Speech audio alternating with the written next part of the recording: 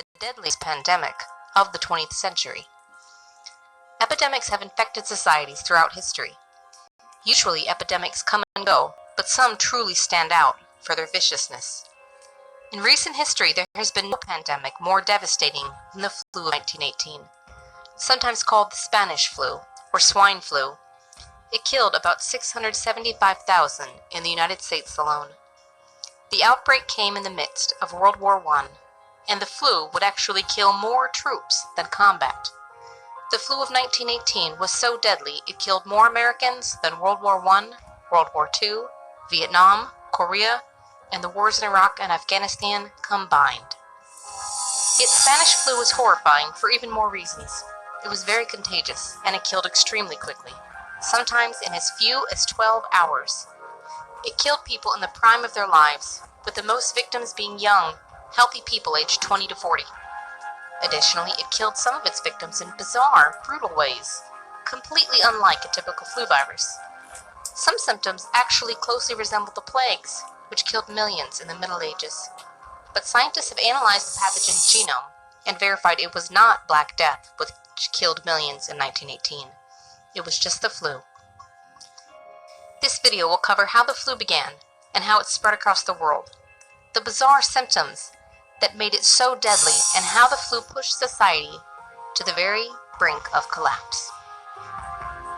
If the epidemic continues its mathematical rate of acceleration, civilization could easily disappear from the face of the earth within a few weeks. Victor Vaughan, Surgeon General of the Army, October 1918. No one can be absolutely sure where the pandemic originated, but there are several theories. In northern France, there was an outbreak of a flu-like disease at a British military base in 1917. The base was located in a swampy area with lots of waterfowl and pigs. New flu epidemics often arise when people have close contact with sick birds or pigs. There was a separate outbreak of respiratory disease among soldiers from Southeast Asia who fought in World War I from 1916 to 1918. Most flus start in Southeast Asia, and some historians argue the soldier may have brought a new virus to Europe. But historian John Barry makes the case in his fascinating book, The Great Influenza, that the flu may have originated on a farm in rural Kansas by jumping from infected pigs to humans. Indeed, the first officially recognized cases of the Spanish flu emerged at a military base in Kansas. The U.S. had just entered World War I, and training and industry had ramped up at a rapid pace as the war machine fired up. But in rural Haskell County, Kansas, a war of another type was quietly beginning. Haskell County was in the grip of a deadly outbreak of what seemed to be a mysterious new disease. People in the community, farmers mostly, may have caught the new disease when a pathogen from sick pigs jumped species and began infecting humans. The new virus, the swine flu, was shockingly contagious and extremely deadly. A local doctor was terrified by the death toll of the new virus and contacted the U.S. Public Health Service for advice. His concern was noted, but nothing else was done. After all, it was a tiny rural backwater. How could it spread far in such a sparsely populated area? Slowly the virus began to die down as it ran out of new people to infect. Perhaps it would have stopped there had the times been different, but 1918 was the perfect breeding ground for a worldwide pandemic. In early 1918, every military base was teeming with young men training for war. The military hurried to build new barracks, hospitals, training areas, and facilities to support the influx of hundreds of thousands of men. Some of these men were volunteers, and some had been drafted. The strange new disease was just dying down in Haskell County when a few young men left there, headed to Camp Funston, Kansas, for training. Camp Funston, located at modern-day Fort Riley, was already over capacity, with 56,000 young men training for war. There hadn't been time to build enough barracks for all of them. It was the coldest winter on record east of the Rockies, yet many men were sleeping in tents without any heat and only thin blankets. In an effort to keep them all warm, the commander ordered all the men to move into barracks, violating the health and safety rules that dictated how much space each soldier should have. Inside the barracks, men huddled around stoves trying to keep warm. The men from Haskell County must have crowded in close too, even as they began to cough and sneeze. That's all it took. In the overcrowded barracks, the flu spread rapidly. It only took 6 days for the outbreak to begin. The men from Haskell County arrived on February 28th. Less than 1 week later, men began flooding into sick call. Within just a few weeks, the flu swept across the base, sickening thousands and killing between 38 and 50. It was a high death rate for the flu, but it was nothing compared to what was coming next. The virus was about to mutate and become much, much worse. Flu viruses are constantly mutating, and sometimes there will be a really big shift, or a virus that usually affects only animals mutates so it can infect people too. When that happens, it can be very deadly. The flu comes in waves. That's why we have a flu season.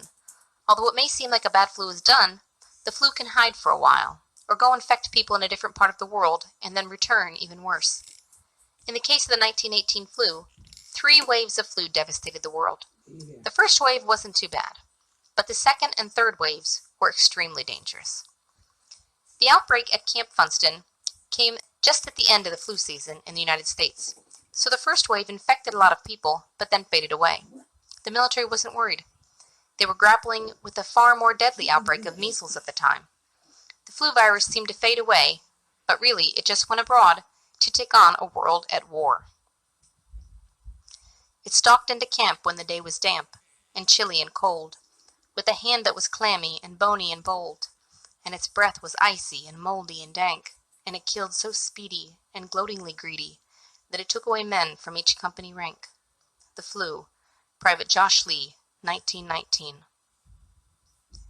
Nearly all the ships carrying American troops to war arrived at the port in Brest, France. In April of 1918, just as the flu outbreak was dying down at Camp Funston, an epidemic began in Brest and slowly began spreading throughout northern France. Despite the illness spreading in the city, more and more troops poured in. Healthy men would land, become infected, and then ship out to new duty stations and to the front line, carrying the disease through every small town and hamlet through which the armies traveled. The flu tore across France and followed the front lines into Belgium and the Netherlands. It jumped across the lines of war and began infecting the German army, actually affecting the outcomes of battle since so many troops were too sick to fight.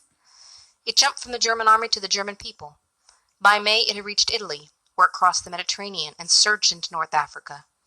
It also arrived in England by May, riding back on boats with troops heading home. Infection and death rates began to skyrocket in Spain and Portugal.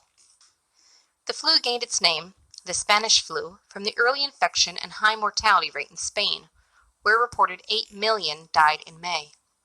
Spain was neutral in World War I, and as a result, it was one of the only countries that was reporting the news without strict government censorship.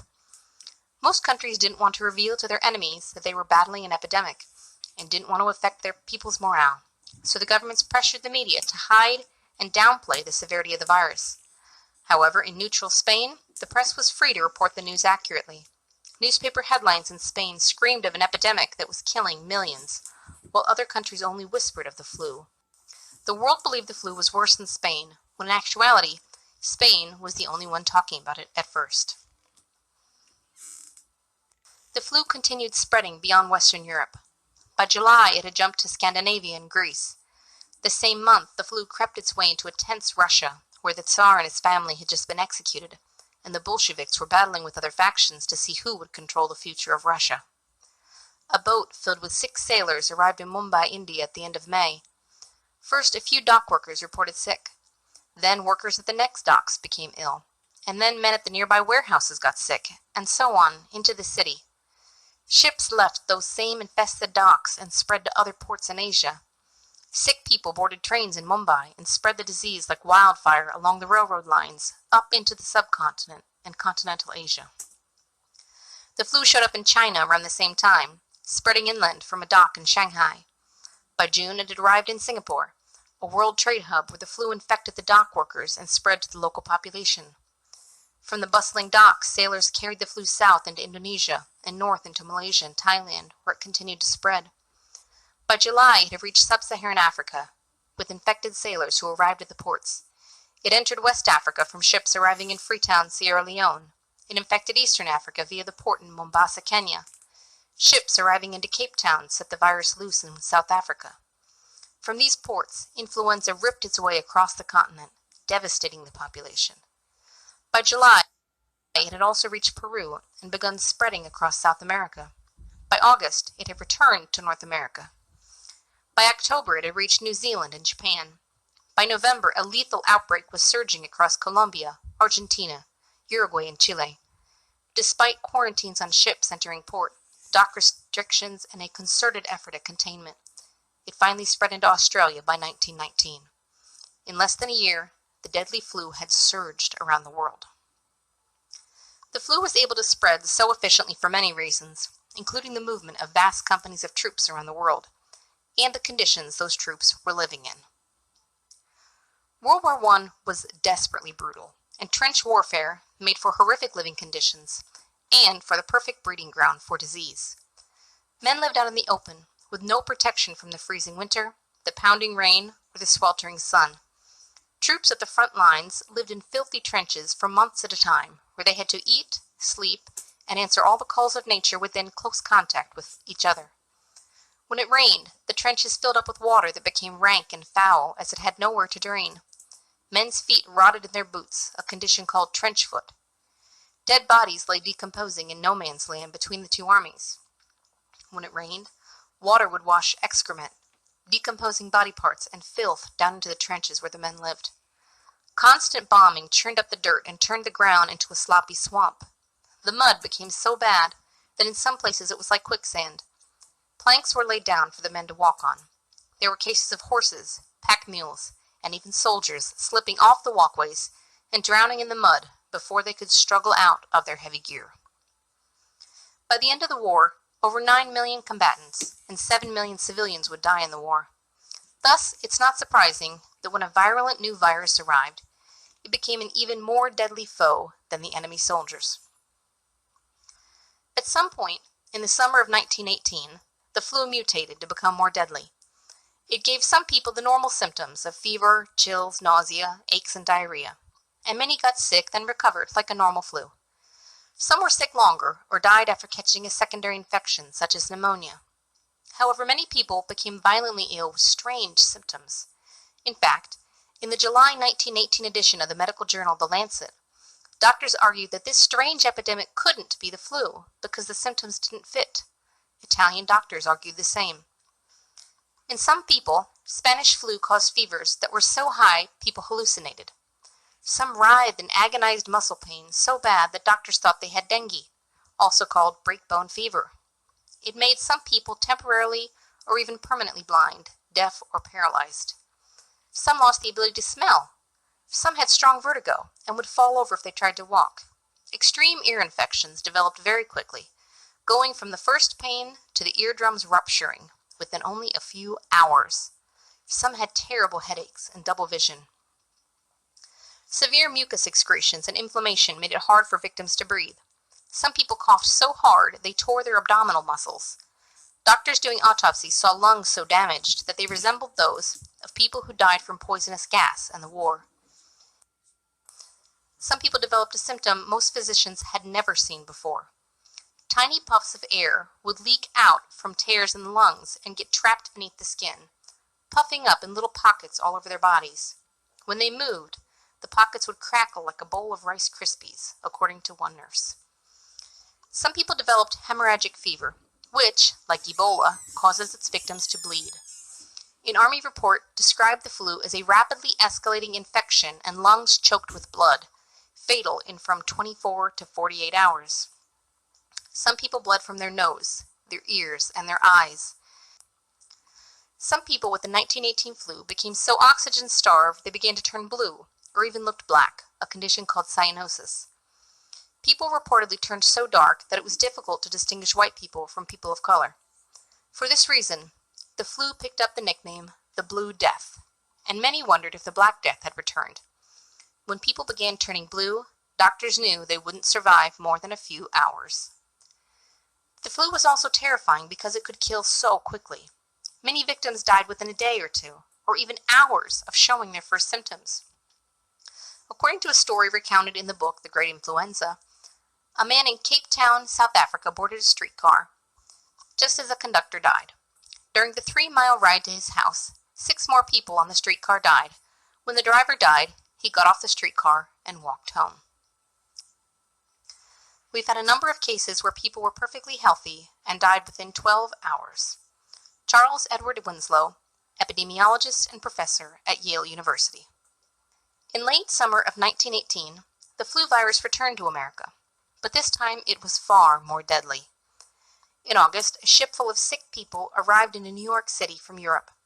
4 men had already died at sea, and 200 more people on the ship were sick. Many were taken to hospitals, but they weren't quarantined. In the following week, several more ships full of sick people arrived. The same was happening in other deep-water ports, like Boston, Philadelphia, and New Orleans. At the same time as the virus was arriving and spreading in ports, ships left those same ports headed for Canada, Central America, the Caribbean, and South America, carrying infected people. In early September, there was an outbreak at Navy Pier in Boston. The pier was quarantined, but officers still moved between bases. An officer was probably responsible for carrying the flu to nearby Camp Devens. At first, just a few men reported sick, and then within only a few days an epidemic broke out. By mid-September, thousands of men were sick, in many cases violently so. Of those who were sick, 75% were so ill they had to be hospitalized. The sheer number of patients overwhelmed the medical staff at the military hospital. The hospital had been designed to treat a maximum of 1,200 troops at one time, yet more than 6,000 patients were crammed in. Cots were stuffed into every available space, in hallways and offices, even on outdoor porches. The doctors and nurses fell ill. There were simply not enough healthy people to care for the thousands of sick people. So many died that they couldn't all fit in the hospital morgue. The dead were stacked up one on top of another, like firewood in the hallway outside the morgue. Every day they were carted away, and every day the hall filled up again. The Army medical officers issued an order that no men should be sent to or shipped out of Camp Devens. However, that's not what happened. A group of officers left Camp Devens, headed to Camp Grant in Illinois. Despite the rules against it, the chief officer there had authorized overcrowding due to a shortage in barracks, once again giving the ideal environment for the disease to spread. Shortly after arriving, the officers from Camp Devens became sick. The men were quarantined, but it was already too late. Within 2 days of the first cases, the flu was widespread throughout the camp. Within 4 days of the first case, men started dying. Within 5 days, doctors and nurses became sick and started dying. By 6 days, there were 4,000 men admitted to the hospital, and they converted 10 barracks into temporary hospitals. By 7 days, they were running out of medicine, disinfectant, and other medical supplies. By 9 days, they converted 9 more barracks to serve as hospitals, bringing the number up to 20. They didn't have enough beds, sheets, or ambulances to carry all the infirm. When they ran out of beds, soldiers were ordered to stuff straw into sacks to use as mattresses for the sick. They still didn't have enough. They tried to make enough face cloths to cover people's mouths to fight the spread of germs, but they ran out of cloth. The Red Cross set up a station to notify relatives that their loved ones were dying or dead. Now relatives poured into the midst of a deadly epidemic. Healthy relatives were escorted by coughing service members to identify dead bodies in the morgue. They crowded into the overfilled hospitals to visit ill loved ones. Desperate parents and wives tried to bribe nurses and orderlies to give special care to their soldier. It became such a problem that the head officer issued a warning about accepting bribes. Those relatives would leave the camp and carry the infection out into the civilian community, into local towns, onto cross-country trains, and ultimately back to their own hometowns. Civilian health officials called for an emergency quarantine of Camp Grant, but the virus was already out. 4 days after the first reported case, a trainload of troops had left Camp Grant to go cross-country to Camp Hancock near Augusta, Georgia. For the journey of almost 1,000 miles, the men were packed tightly into train cars with poor ventilation. In the tight quarters, men coughed, became feverish, and began bleeding from their eyes and ears. They infected each other swiftly, and the virus swept along the train. The train stopped repeatedly along the journey to refuel, and the men who could still walk got off the train to get a break from the hacking coughs of the sick and delirious men. There they interacted with railroad workers and curious locals who'd come to see the troops. They infected town after town for almost 1,000 miles. When they finally arrived in Georgia, 2,000 of the 3,000 men were so sick they needed to be hospitalized immediately. They started a new outbreak at Camp Hancock. Historians don't know how many of the men from the train died, but one report from Fort Leonard Wood claims 10%. Yet when hundreds began dying, the medical staff at the hospital stopped keeping careful records. They were just too overwhelmed by all the dead. One robust person showed the first symptoms at 4 o'clock p.m. and died by 10 o'clock a.m. The Journal of the American Medical Association. The same thing would happen at bases across America. At Camp Custer in Michigan, 2,800 troops reported sick in a single day. At the same time, hundreds of thousands of troops were still shipping out to Europe. By this point, the government knew how dangerous the flu was, so they had tried to contain the virus on ships. Visibly sick men were not allowed on the ships, but this didn't make much difference in the end. The flu virus incubates for a few days before any signs of infection are visible. On board the ships, the men were locked into their bunk rooms for most of the voyage across the sea, and armed military police enforced the segregation. On most ships, about 400 men were locked into each crowded bunk room in cramped quarters with little ventilation. Although the troops were segregated from others in the ship, they still shared the same mess hall where they all ate. They would file through, breathing the same air and touching the same tables and chairs as the group before. On one ship, called the Leviathan, the flu broke out almost immediately, despite the quarantine efforts. Within 2 days, it had overwhelmed the ship's medical services. The doctors and nurses were laid up sick alongside their patients, delirious, coughing, and blood pouring from their bodies. The blood pooled on the floor, and the nurses, who were still well enough to work, walked through the puddles, leaving bloody footprints on the deck. Finally, there were so many sick men that they began laying them on the deck of the ship out in the elements. They even lay there in storms, because the well were too overwhelmed to move them, and the ill were too sick to move themselves. At first, the deaths came spaced apart, and the officers took careful notes in the captain's log of the Leviathan. At first, they wrote the date and time of death, the name and rank of the deceased, their unit and cause of death. But only 1 week after leaving New York, the officers were so overwhelmed they wrote only name and time of death. The captain's log shows 2 deaths at 2 a.m., 1 at 2:02 a.m., 2 at 2:15 a.m. It continued like that around the clock. The healthy must have been terrified, locked onto a ship filled with a deadly plague with nowhere to escape. They began burying men at sea. At first they were solemn ceremonies, but after so many, the funerals became routine. They would read a name, say a brief prayer, and slide the body off the boat, then on to the next. The same was happening in every boat carrying troops across the ocean. Medical advisors begged the military to stop the troop movements, but the war machine needed men. At the same time, it was infecting the civilian population from port to port and along the railway lines. However, the very worst outbreak probably occurred in Philadelphia, and it was made immeasurably worse by mismanagement by leaders who ignored warnings from public health doctors. Had public health measures been implemented, perhaps much of the death and suffering could have been avoided. Philadelphia in 1918 was teeming with people. Hundreds of thousands had swarmed the city because of the new job opportunities working at steel plants, docks, railroad yards, and industries that supplied the war. Without enough housing for the influx, poor people were crowded into squalid, filthy slums that lacked indoor plumbing. Multiple families would cram into one apartment and share an outhouse in an alleyway with hundreds of people. Sometimes people shared not only apartments but beds, even sleeping in shifts. The boarding houses would rent out beds for 6 or 8 hours at a time. When one worker woke up to go to work, another worker would get into the newly vacated bed and sleep, same sheets and all. The streets were notoriously filthy, with rat infestations and gutters filled with trash, animal, and even human feces. With people living in overcrowded conditions, exhausted from hard labor and weak from poor nutrition, dirty water, and bad air quality, it was a perfect breeding ground for an epidemic. I had a little bird. Its name was Enza.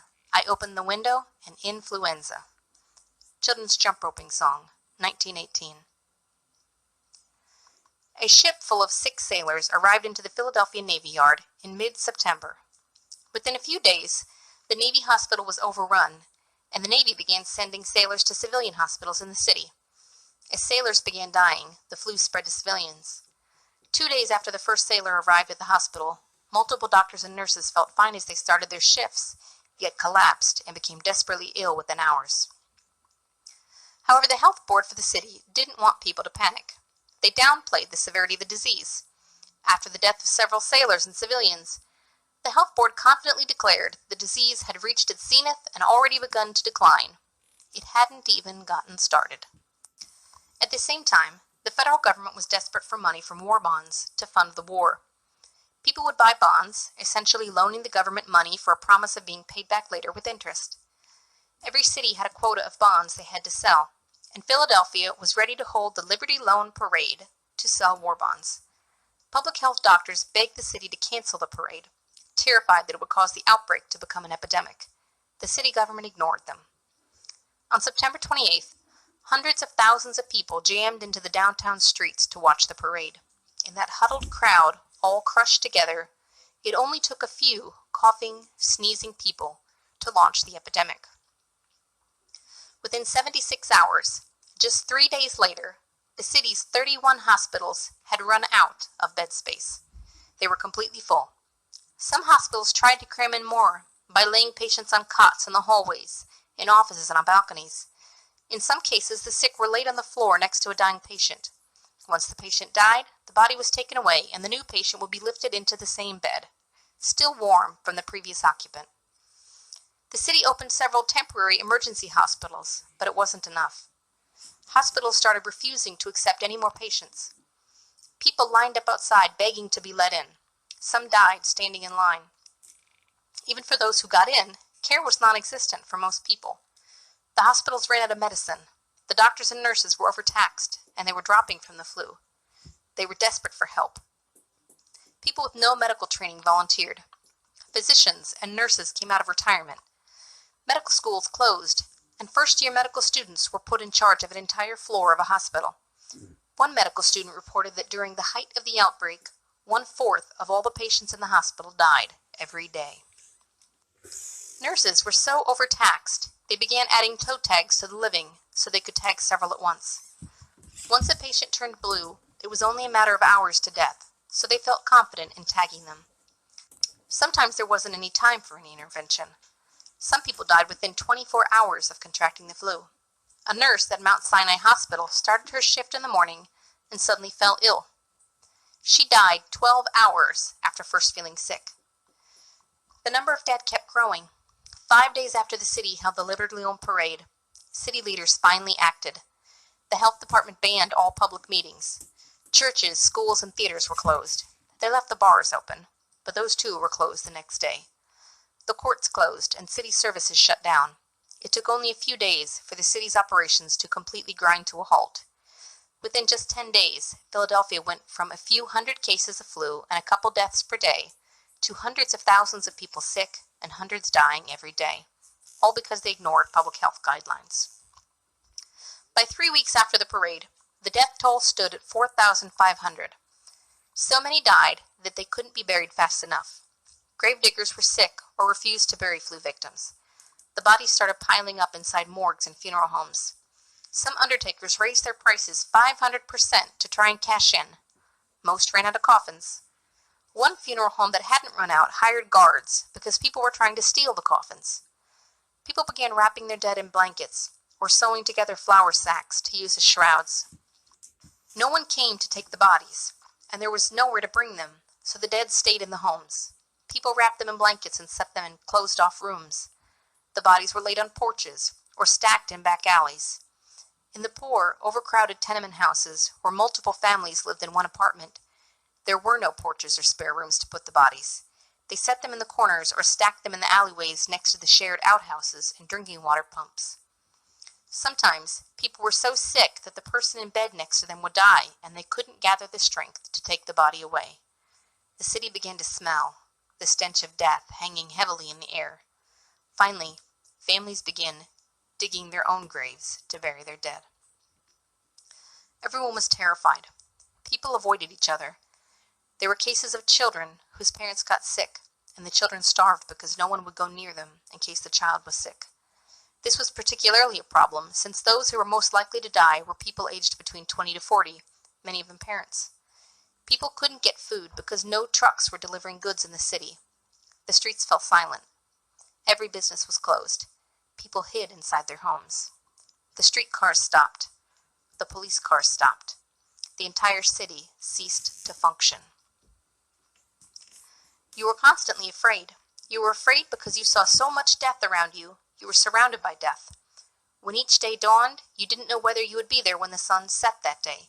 It wiped out entire families from the time that the day began in the morning to bedtime at night. There wasn't any single soul left.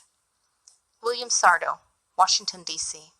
The Philadelphia city government was by now non-functional. Wealthy Philadelphia families appealed to the federal government for help, but there was no help to send. Cities all across America were buckling beneath the weight of the epidemic, and the federal government was busy managing the outbreak on military bases and among troops in Europe. With the city government failing to act, the women of elite Philadelphia families, many of the same who had organized the Liberty Loan Parade, banded together to start outreach efforts. They gathered together civic leaders from across the city to start planning. They set up a special hotline to answer questions about the flu, but had a hard time keeping it staffed because so many employees were sick. They set up local neighborhood leaders who would organize distribution of food and medical care. They set up soup kitchens in the schools and food delivery to sick people when possible. 500 people volunteered their cars to be used as ambulances and to deliver food and drive doctors around to treat the sick. However, there was a desperate need for more volunteers, and most people were too afraid to get involved. Leaders begged for more help, but people turned away. The fabric of society began to break down. City leaders who hadn't bothered to attend meetings of the outreach effort finally got involved. They seized the city's emergency fund to pay for supplies and pay health workers. They opened additional morgues and sent out policemen to try and clear the piled-up bodies. Like the ancient plagues, people carried their dead out to the streets. There, the bodies were loaded onto open trucks or horse-drawn wagons. There were no coffins, so they stacked them one on top of the other.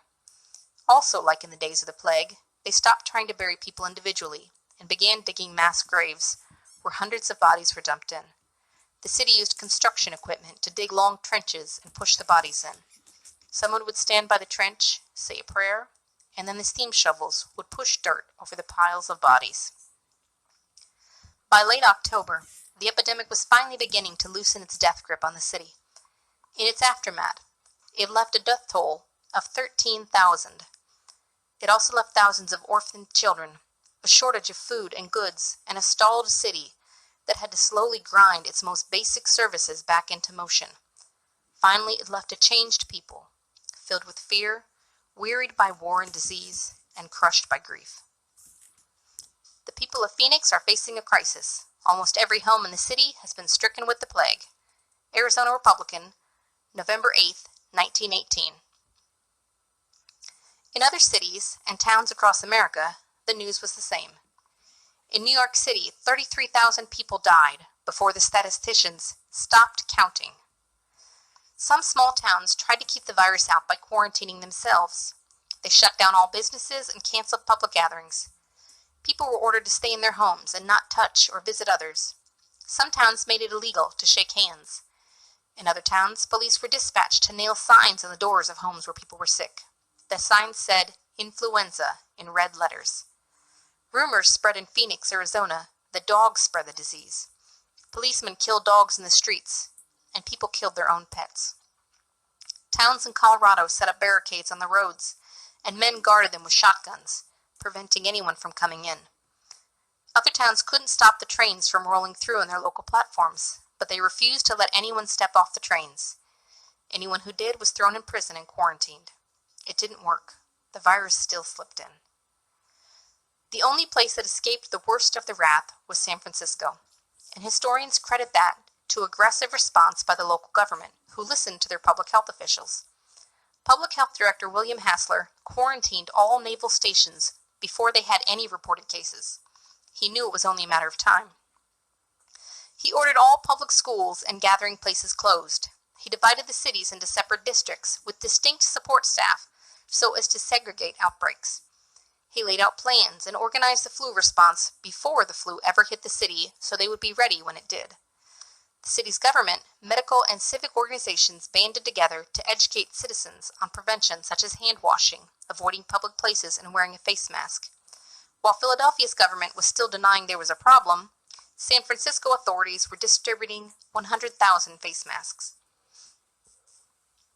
Police enforced the face mask rule at gunpoint, and actually shot people who refused to wear masks in the streets. As the second wave diminished throughout the country, San Francisco rejoiced for having missed the flu. The flu would mutate once more and rage through the world for a third time, but infecting and killing fewer people. This time it would be less severe. This time it did hit San Francisco because they thought the flu was already over. The third wave hit the Southwest and Midwest hard, but for the rest of America, the worst of the flu had passed. Even as America woke from the nightmare, the epidemic had left its imprint. Right at the height of harvest time, farmers had been too sick to farm, and workers didn't show up to gather the food in. Food that was harvested rotted in warehouses because there was no one to transport it. There was a lag while the country tried to catch up on shipping food and goods, and store shelves and markets stayed empty for some time because goods hadn't been delivered.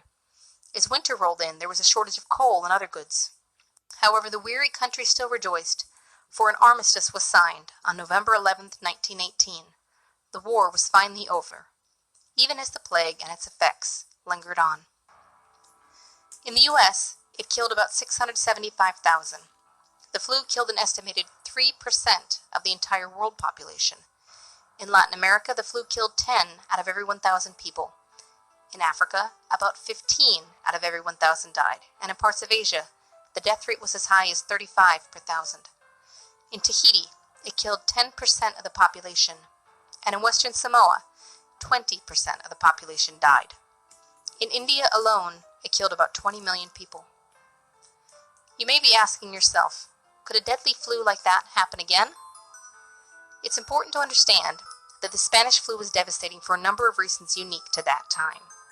However, the essential formula for epidemics still exists. Viruses sometimes jump species, for instance from pigs to human. This could happen at any time, anywhere in the world. And of course, flu viruses are constantly mutating. Usually mutations are minor, but occasionally a big mutation can happen. This has happened a few times in recent history. For instance, the Russian flu of 1889 killed about 1 million people. The Asian flu of 1957 killed about 2 million. And the Hong Kong flu of 1968 also killed about 2 million. Then in 2018, exactly 100 years after the outbreak of Spanish flu, a mutation brought a particularly deadly flu to the US and Australia. As of 2018, there is one strain of avian flu, an H5 type, that has managed to infect humans, but so far cannot jump between people. However, that particular strain of flu is frightening in its potential, according to Donald Burke, MD, former director of the Johns Hopkins Center for Immunization Research. Of the people who have been affected, it has been deadly in over 75% of cases. If that type of flu adapted to human infection, it could be catastrophic. So could it happen again? Yes, it could. As Burke said, when it comes to the probability of a pandemic flu, I think everyone would say it's not if, it's when. However, there is reason to be hopeful. When a new kind of flu emerged in 2009, a swine flu, just like the Spanish flu, officials did not waste any time acting. Public health officials acted swiftly, putting emergency epidemic plans into operation. We were lucky that the 2009 swine flu, though very contagious, was not a deadly strain, and it showed us that response matters a great deal. In fact, the way we respond to the next big epidemic could mean the difference between life or death. If you enjoyed this video, please click like and subscribe to Education World for more videos.